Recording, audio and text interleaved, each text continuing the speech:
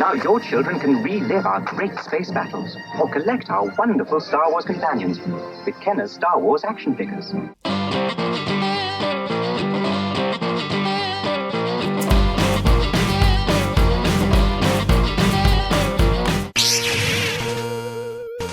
Hello there. Welcome, fans, to A Long Time Ago in a Galaxy Far, Far Away.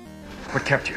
How have I been doing toy histories on this channel for 6 years and have never covered in depth the galaxy far, far away that influenced so many other successful toy lines of the 80s and beyond? You've taken your first step into a larger world. It's long past time for the stargazing and trailblazing history of Star Wars action figures from Kenner. A New Hope edition. They say nobody hates Star Wars like a Star Wars fan. But before the countless divisive movies, TV shows, books, comics, and games, there was one beloved movie released in 1977, and it shattered all box office records. What? Well, more wealth than you can imagine. I don't know. I can imagine quite a bit. It wasn't just a hit movie, it was a happening, and a cultural event that everybody had to check out. A feel-good space opera throwback to the Flash Gordon serials of the 1930s that brought back a sense of fun and wonder to a war-weary world. And just like it revolutionized the movie industry, it revolutionized the toy industry as well. And the galaxy surrender to Kenner rule. Considered by many to be one of the big three toy lines of the early 80s, the other two being Mattel's Masters of the Universe and Hasbro's G.I. Joe, A Real American Hero, the Kenner line of Star Wars toys, much like the Rebellion, fought its way up from very humble beginnings. Before Kenner stamped their indelible logo on the bottom corner of Star Wars toys, Mego was offered the license in 1976, 1 year before the movie's release, to produce toys based on the original Star Wars movie. This was because before Hasbro, Mattel, and Kenner were the superpowers of action figure production, Mego was the most powerful force in the toy universe. Fonzie's cool, not a square. Fonzie, Fonzie the Fonz. Fonzie, new from Mego. Mego didn't have any confidence in the merchandising of George Lucas's space opera, and the license wound up with a cereal company, General Mills, and more specifically their toy department called Kenner, located in Cincinnati, Ohio. And you can thank Kenner in part for there being more than just one Star Wars movie. While the first movie certainly sold enough tickets to warrant a sequel, it was the smash hit that the action figures would become that helped finance the two sequels, 1980's Empire Strikes Back and 1983's Return of the Jedi. And the profits from those toys helped those sequels be made right, with bigger budgets and more creative freedom for Uncle George. I like being thought of as a toy maker that makes films. These days, merchandise for movies often hits store shelves or goes up for pre-order months before the movie's actual release date. But in 1977, when the original Star Wars movie smashed box office records and became the first summer blockbuster in movie history, nobody was ready to cash in on the movie's momentum. The licensing deal with Kenner wasn't finalized until the middle of 1977, which meant not enough time to churn out toys for Christmas that year. Instead of toys that year, Santa delivered to kids a promise: the early bird certificate package, the first major pre-order for action figures. These action figures are not yet available, but this Star Wars early bird certificate package is in stores with this colorful Star Wars picture display stand and certificate to send in to get a set of figures by mail. People who purchased the package were guaranteed the first 4 Star Wars figures delivered to them in the mail before they'd be available in stores to everyone else. Like I said, this toy line was all about trendsetting and trailblazing. Measuring 3 3/4 inches in height, Kenner's toy line allowed kids to not only be able to afford many of their favorite characters from the movies, but they were small enough that the vehicles they rode in wouldn't break the bank either. A template that G.I. Joe, A Real American Hero used beginning in 1982. The set of 4 figures started shipping in early 1978 and included the New Hope himself, Tatooine farm boy Luke Skywalker. I want to learn the ways of the Force and become a Jedi like my father. Who, in addition to the yellow-haired version, also came with a light or dark brown coif. His play feature was a lightsaber, which could be extended by pushing the tab on the back of his arm. Being built into the arm meant this accessory couldn't be lost outside or in the couch, only broken. According to Kenner employee Jim Swearingen, Kenner decided to make Luke's saber yellow solely to differentiate it from Obi-Wan's blue and Vader's red, even if it wasn't screen accurate. Unlike the later short saber single card versions, the early bird version features a double telescoping lightsaber, which despite the more screen accurate length, Kenner decided to do away with because of how fragile it made the saber. Will somebody get this big walking carpet out of my way? The senator from Alderaan, and high-ranking official in the rebellion, Princess Leia. She included a blaster that she never missed with. Han Solo's trusty co-pilot, Chewbacca the Wookiee, with his trademark bowcaster, and the astromech droid who carries the Death Star plans, R2-D2. What mission? What are you talking about? The early bird package also included a diorama backdrop that featured more characters who would later get action figures of their own, stickers, and a fan club membership card. The 4 early bird figures were released at retail in 1978, along with 8 new figures. Obi-Wan Kenobi. Now that's a name I've not heard in a long time. With vinyl cape and telescoping lightsaber. Like Luke, there was a variant with his hair. It came in either white or gray. Everybody's favorite space pirate, Han Solo. I'm captain of the Millennium Falcon. with blaster. Success would prove to go straight to Solo's head, as this figure would get a big head variant, albeit with a better likeness of Harrison Ford. I am C-3PO, human-cyborg relations. C-3PO with glorious vac metal gold chrome. I've been waiting for you, Obi-Wan. We meet again at last. Darth Vader with vinyl cape and telescoping lightsaber. A stormtrooper with blaster. It's them. Blast them. A Jawa with blaster and cloak. Initially in vinyl and then a running change to cloth. A sand person with Gaddafi stick and vinyl cape. And a Death Squad commander with blaster. But why? A rather obscure figure to be releasing before characters with more screen time, like Biggs Darklighter, Wedge Antilles, Uncle Owen, Aunt Beru, or Tarkin. All of these figures featured a still of the character on the front and the 12-back group shot, showing the first dozen Star Wars figures to be released. Kenner was working overtime in '78 to make up for missing out in '77. They released another 8 figures later in 1978, which had the 20-back on the other side of their card. And it was this assortment in particular that taught kids that there was no such thing in the Star Wars galaxy as a minor character. If you were in a Star Wars movie, even for only a few seconds, and even if you did nothing, literally just stand there, you could still be immortalized in plastic. The only major character in this assortment was Luke Skywalker, in his X-Wing pilot attire. All pilots to your station. All pilots to your station. But the likeness wasn't so spot on that it was undeniably Mark Hamill, so it could be used as a generic X-Wing pilot too. I'm right with you, Red 3. Well, maybe not Porkins. No, I'm all right. Or Biggs. I can't see it! Unless you wanted to draw on a mustache. Along with X-Wing pilot Luke, the remaining figures were Greedo with blaster, the bounty hunter from the cantina who learns that Han Solo doesn't go quietly. Hammerhead with blaster, the cantina patron who literally just sat there.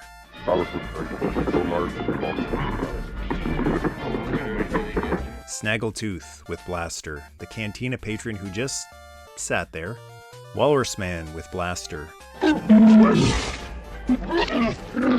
also known as Ponda Baba, the colleague of Dr. Evazan, who learns when you mess around with a Jedi, you're gonna find out. R5-D4, the astromech droid with a bad motivator that Uncle Owen buys from the Jawas. A Death Star droid with vac metal chrome and no accessories. It's actually a Jawa sandcrawler droid. The droid on the Death Star was black. And Power Droid, also known as Gonk, who looked like a converted McDonald's trash can. And the final 3 3/4-inch figure of the New Hope releases was a mail-away for 1979. I am Boba Fett. Before he intrigued Star Wars fans on theater screens in The Empire Strikes Back, the bounty hunter Boba Fett was released as a mail-away in 1979. He included a blaster. It was originally planned to have a rocket-firing missile on his jetpack, but the action feature was scrapped after children were choking on Mattel Battlestar Galactica rocket-firing toys. A scarce few number of prototypes with working spring-loaded rockets did escape Kenner HQ though, and now go for a ridiculous amount of money. One sold in 2024 for over $500,000. The 3 3/4-inch line was accompanied by a spectacular assortment of vehicles and playsets, starting with the fastest hunk of junk in the galaxy, the Millennium Falcon. What a piece of junk! She may not look like much, but she's got it where it counts, kid.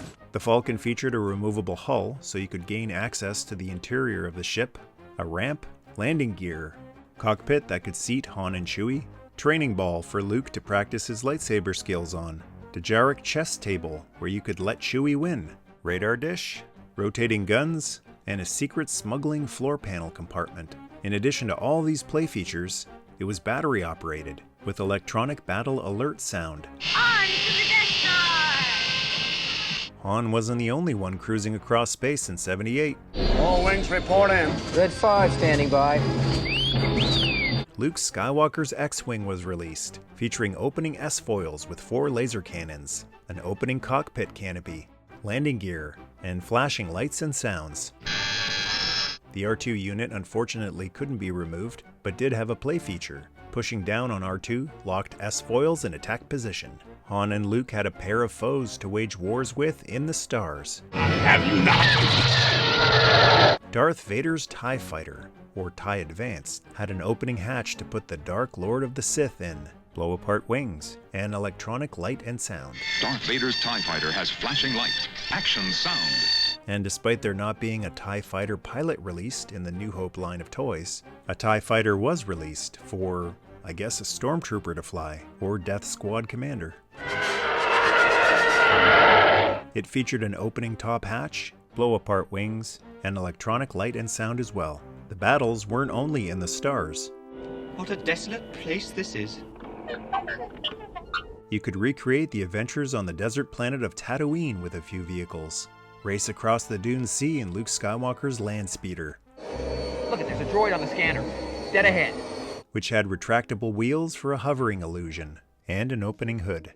A radio-controlled version of the Landspeeder was also released in '78, called the Sonic-Controlled Landspeeder on the box. Rarer than the regular Landspeeder release due to being a JCPenney's exclusive, it's bigger than the first version, and could be moved by an unseen force, namely the Sonic Controller, which looked like R2-D2. And a second Tatooine radio-controlled vehicle was released that year, the Jawa Sandcrawler.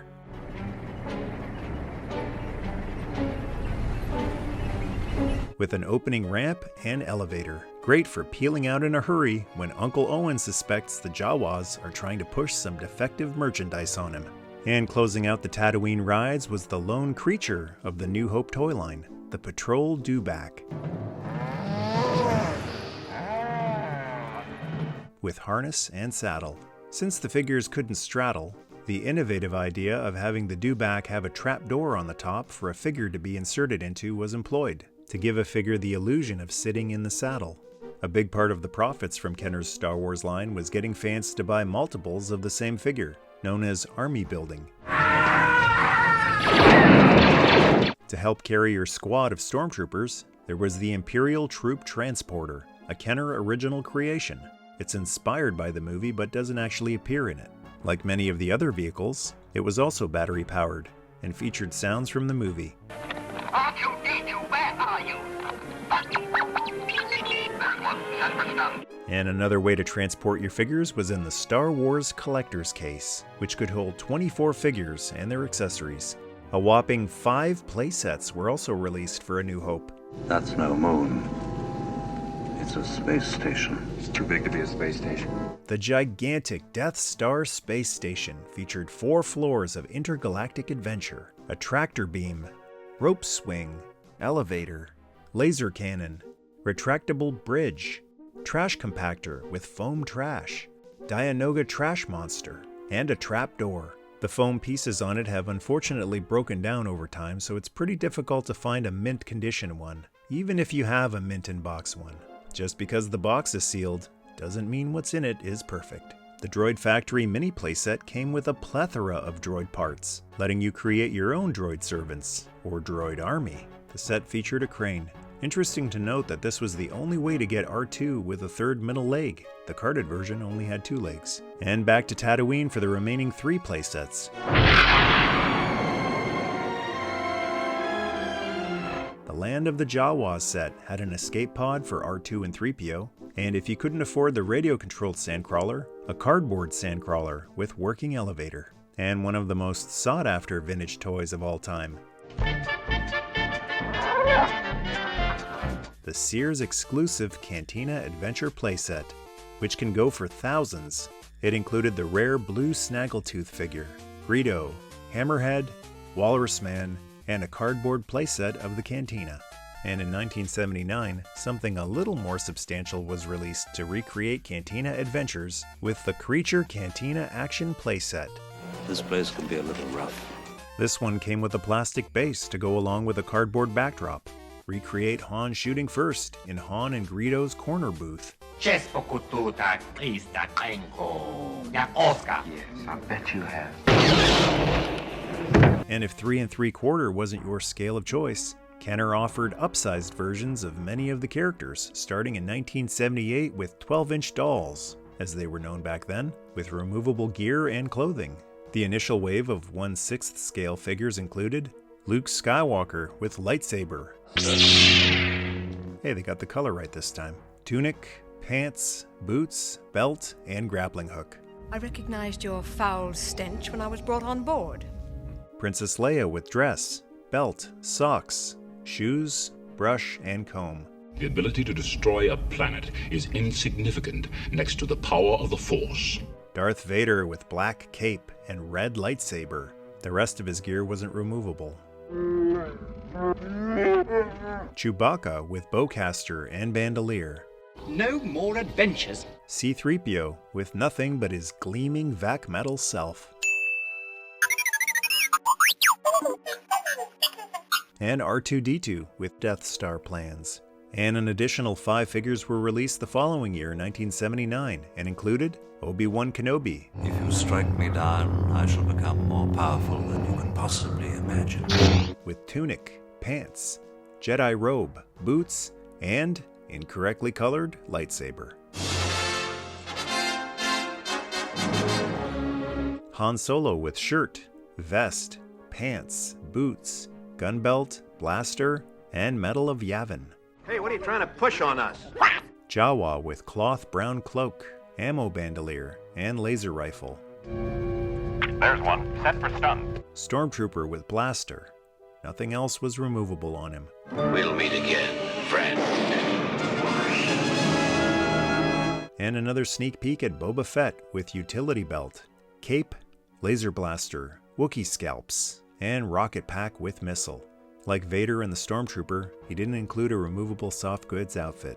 In addition to the 1/6 scale R2, a radio-controlled version of him was also released in 1978. You can make R2-D2 move, beep, and flash his light by wireless radio control. Years ahead of its time, it featured lights, sounds, a turning dome, and best of all, a dedicated controller instead of an app on your phone that would eventually become outdated and stop working after too many OS updates. And if you wanted to go even bigger than 1/6 scale, some life-size weapons from the movie were also available. Hokey religions and ancient weapons are no match for a good blaster at your side. Han Solo's laser pistol, or blaster, had a secret button that activated a laser sound powered by 2C batteries. Somebody has to save our skins. The laser rifle, or Stormtrooper blaster, had 3 different positions: laser battle position, sneak attack position, and standing guard position. It also featured a secret button that activated laser sounds powered by 2D batteries. And the inflatable lightsaber, powered by 2D batteries. Basically a flashlight with a yellow vinyl inflatable blade attached to it that could be lit up.